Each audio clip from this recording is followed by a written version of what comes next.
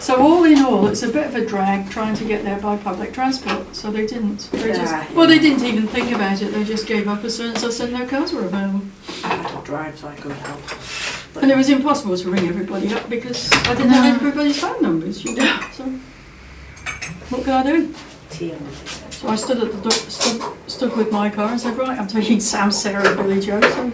Well, I'm terribly sorry. I mean, it's my 6 monthly appointment. Yeah, you can't. And I can't really change the date. No, you can't. You have to wait another 6 months otherwise. I was told by Headway it's a charity that supports brain injured people, and she said don't do anything difficult. Well, I couldn't do anything difficult anyway, so I'm just knitting a scarf which is plain pearl, so my brain doesn't have to do a lot of working stuff out it doesn't know. Pearl is... That's a different stitch in knitting. Knit and coil. Knit So one. there are 2 stitches in knitting. There you go. Knit and one's pearl.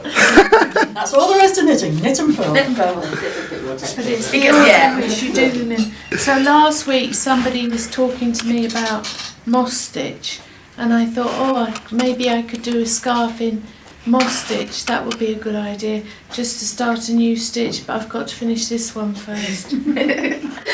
Well, technically you don't. How many unfinished projects has everyone else got? Definitely a few. No, it's incorporates the moss stitch into that one. So all my loose threads are in here, and I had to pick up a massive clump of thread and just cut it all off today, and it was all tangled around the pincushion and everything. Oh, really? Thread's getting a terrible mess when you just chuck stuff in and out of it, you see. But that pincushion's so nice. My mum bought me that. 'Cause In 1980 something? No, she bought it me when I started because she had one like it when I was a kid. Uh-huh. So I learnt to sew. My mum and my nana taught me to sew when I was a child. So when I started the workshop up, she turned up with that going, she found it in a charity shop. So it's like the one I used to have. So and it's got sand in it, so it sharpens your needles and your pins when you put them in. Oh, is that So what it it's does? practical as well, yeah. Last week's shawl is at home and packed ready for someone's present. This is my stress relief because I've just finished a thesis, so it's just like... Wow, okay. In what? In a renal failure. in renal failure. Yeah. Flipping heck. Well, why were you doing that? Are you doing a nursing degree? No, biology.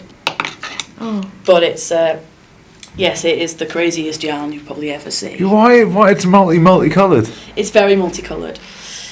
There would be socks. So there's 2 socks. This acts like a spare needle when you're going around, and then you move everything around and start again. It's not as complicated as it sounds if you've got a very logical brain. Those are bamboo. And then Okay. she's knitting the circular one. Mine goes round in a circle, look, they're attached. Oh my goodness. Right, okay. It's very logical. That's the start of each sock. 1 sock, 2 sock. Yellow, green, blue, purple, pink, orangey bits. That's just reusing them. Yes. Well, it was the first thing I found With a lid. after I'd opened the packet of beads, you see. So I thought I'd better It's alright, mine are in a tub off is it like face scrubs? These pads? Yeah. These are beads. These are good. Beads are good. I'm not knitting. I'm knitting That's- this. you're doing a this different one, aren't you? That one at the moment. Oh, that's fluffy. I made the other one with, Oh, right. but it comes out quite nice. Yeah. It's I a thought I skinny got one. enough. It's a skinny one, and I thought, well, if I cast it on like that, if I make enough, I can turn it into a circular one Oh, right, yeah. because she quite likes Like it. an infinity scarf, infinity cowl. That's it. He hangs it on the line occasionally and bangs it, I think. But that's as far as it gets. Gets all the dust out by banging it. How to take care of your thick jumper. Well, it's only for a Use it as a rug. Yeah, so I've got to wait for the man to come for me with premium bonds with $1 today. You what? The premium bond man comes for me $1 first of the month. Oh yeah, right. Well, you don't get it till the middle of the month. No, you do. They deliver it by hand. Deliver what? Well, if you win the premium bonds, you win lots of different prizes. Yeah. But if you actually win the 1 million, they have 2 £1 million. Oh, yeah, they do deliver it by hand. Right. So I wait for the Well, man I'll wait to come. in then. Just I'll in wait case. in. Yes. I wait in every month. He hasn't come yet. Start practicing some different stitches. No, this is for my partner because he's been brilliant looking after me, and I thought I might even try a moss stitch one for one of my daughters because they're all my daughters didn't think the whole idea was a good idea, so they're still having tantrums. They can prove to them with your new scarf that actually it was a good idea. Yeah. Well done for you. Well, Look, apparently, you get one too.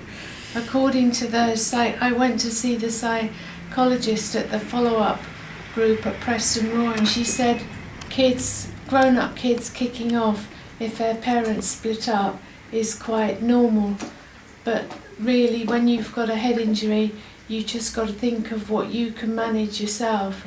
And I couldn't manage any more stuff with their dad, so No. I should have moved out about 5 years ago, but anyway, I didn't.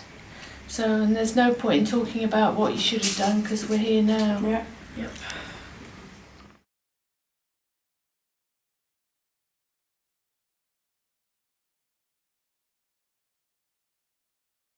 Black ribbon.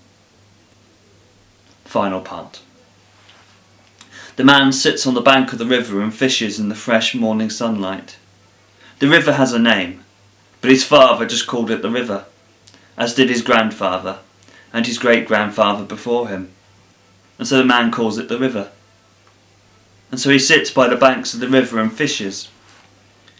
At night, beneath the unforgiving moon, the river is like a black ribbon, but during the day it is clear and filled with light, and broad-backed koi carp with their great moustaches and big eyes, as well as little fish that whiz and whirl amongst the currents. He sits and fishes. Occasionally he rubs a calloused hand over lips still numb from last night's sake, but most of the time he just fishes. There is something black in the water that moves like algae, that moves like a dancer in silhouette, that moves like a quickening pulse. And his line has snagged it. He pulls it in. As the black ribbons break the surface of the water, they lose their shadow play, their lantern show feel, and become tangled and knotted. He drops the rod and pulls the line in hand by hand. The skin oozes out of the water and lies crumpled and wet amongst the reeds and the tall grasses. The hair, long and black. Translucent beads lay like dimples in hollowed cheeks and fill eye sockets like reflected stars. The woman's skin is semi-translucent and impossibly thin, like the sloughing of a snake. He picks it up. He looks into the empty eye sockets. He wonders what it would be like, perhaps for a moment, to look out through those eyes. And then he takes the skin. He hangs it from a tree. He leaves it somewhere, safe, amongst cedars and birches, to dry out. And that night, beneath the moon, in that black ribbon of water, there is the sound of women splashing and laughing. And in the morning, the skin is gone. And in Hebden Bridge, a woman moans in her sleep as rain begins to hiss against the slates. And on the ark, a boy puts his fingers into his ears, but to no avail. And in the morning, in Japan, a long time ago, a man sits on the riverbank and fishes.